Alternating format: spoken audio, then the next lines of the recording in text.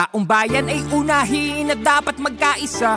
Ayusin ang mga problema ng ating bansa. Ang galit ay alisin at dapat magkasundo. Kung payapa ang ating bansa, aasenso nga tayo. Taong bayan ay unahin at dapat magkaisa. Itigil ang pag-aaway at ang pagkakagulo. Ang galit ay alisin at dapat magkasundo. Kung payapa ang ating bansa, aasenso nga tayo.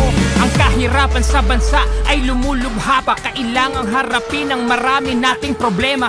Maraming nagugutom sa Maynila at probinsya at maraming trabahante di sapat ang kinikita. Pamilyang hindi sapat ang pagkain sa mesa. Kapag sila'y nagkasakit, wala rin pang pa-ospital. Kabuhayang hinampas ng matinding kalamidad at tumataas ang antas ng kriminalidad. Hindi mabuting panoorin na puro na lang kampihan. Kaliwat ka ng batikos, kabi-kabilang alitan ng dapat asikasuhin at kailangang malunasan ng mga problemang nagpapahirap sa ating bayan. Sa ating ang panahon, pagkakaisa ang solusyon.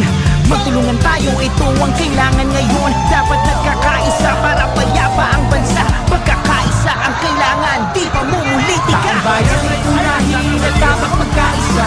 Ayusin ang mga problema ng ating bansa. Ang galit ay alisin at dapat magkasundo. Kung payapa ang ating bansa, aasenso nga tayo. Taong bayan ay unahin at dapat magkaisa. Itigil ang pag-aaway at ang pagkakagulo. Ang galit ay alisin at dapat magkasundo. Kung payapa ang ating bansa, aasenso nga tayo. Sana po ay pansinin itong aming sinasabi. Kapayapaan, ito ang nais namin na mangyari. Dahil problema ng bayan ay napakarami. Itigil ang bangayan at pagkakabahabahagi. Ang bansa ay payapa kapag hindi bahabahagi. Ang bansa ay masaya kapag walang kampi-kampi. Ang bansa ay uunlad kapag hindi kanya-kanya. Pagkakaisa, ito ang dapat nating magawa. Panahon na para harapin mga problema ng bansa. Sa pagbabangayan ng bayan ang nagdurusa. Nauubos lang ang